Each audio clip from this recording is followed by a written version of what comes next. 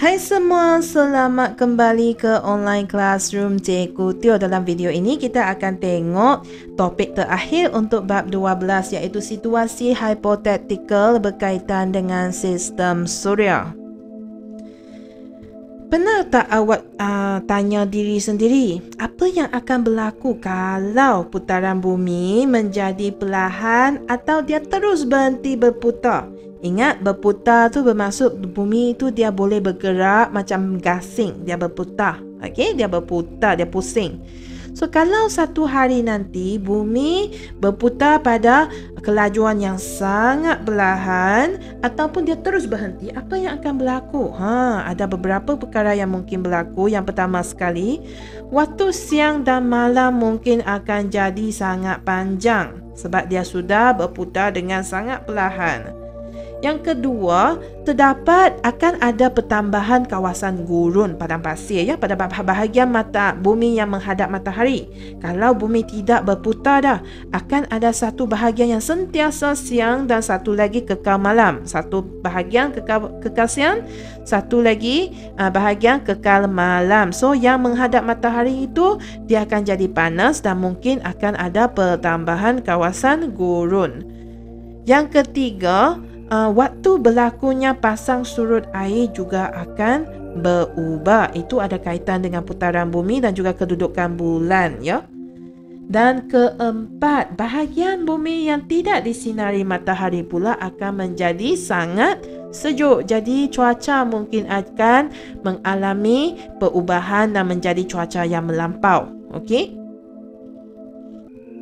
Cikgu Teo juga ingin bincangkan sedikit tentang satelit semula. Jadi, apakah itu satelit? Satelit adalah jasad yang mengelilingi planet dan mereka ada juga orbit dia sendiri. Orbit maksudnya landasan, lorong dia. Okey, dia jalan ikut landasan tu, dia tak boleh keluar daripada orbit dia. Okay, so satelit ini kita manusia ada buat banyak satelit. Kita sudah lancarkan banyak satelit ke angkasa lepas. Okay, tapi yang Tuhan bagi satelit yang semula jadi ini, bumi hanya ada satu, iaitu bulan. Okay, bulan adalah satu-satunya satelit semula jadi di bumi. Bulan ini saiz dia adalah lebih kecil berbanding dengan bumi. Bumi adalah 4 kali ganda saiz bulan. Okay, so maksudnya kita perlu 4 biji bulan untuk bersamaan dengan saiz satu bumi. Itu saiz dia. Okay, bulan juga boleh berputar. Macam bumi, dia juga pusing macam gasing. Okay, bulan boleh berputar pada paksi dia dan bulan juga boleh bergerak pada orbit dia untuk mengelilingi bumi. Satu yang sangat istimewa tentang bulan ini ialah tempoh putaran dia. Bila dia pusing macam gasing tu, tempoh putaran dia pada paksi dia dan juga masa yang dia perlukan untuk mengelilingi bumi adalah sama.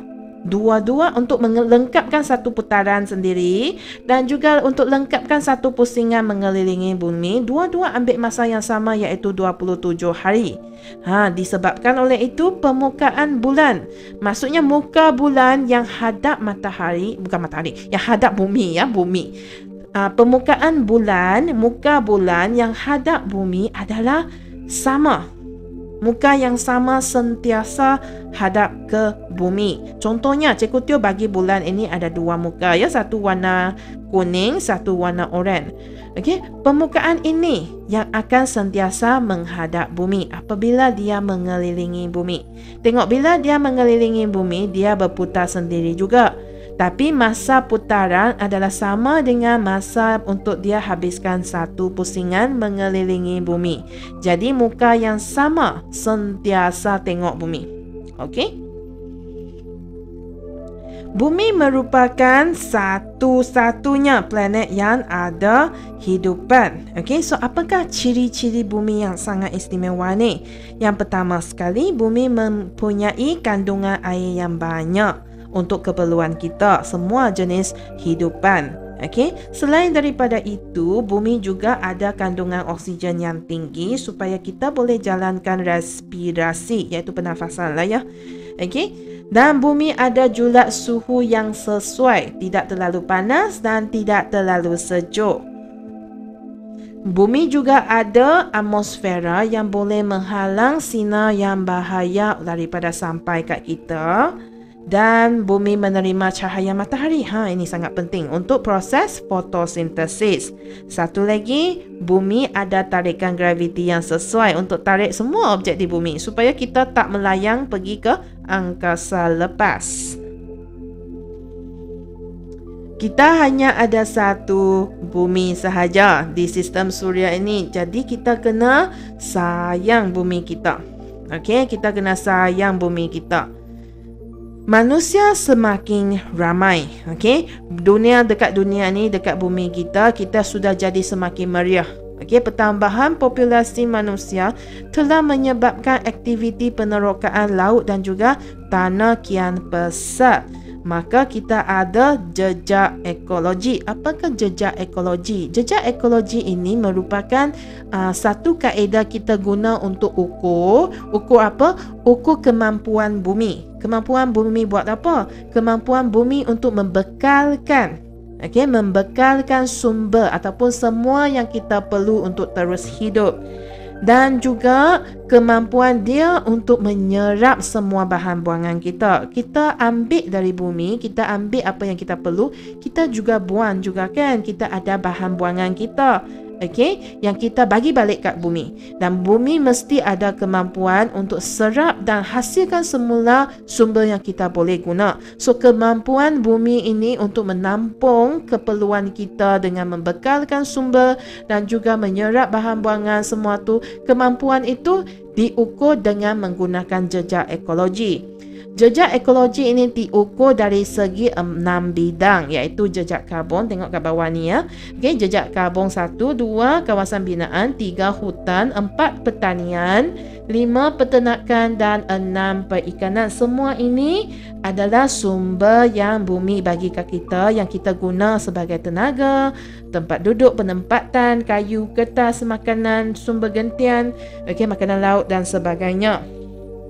Okay, bila kita bandingkan apa yang bumi boleh bagi dengan apa yang kita perlu, mampu tak bumi ini menampung kehidupan kita?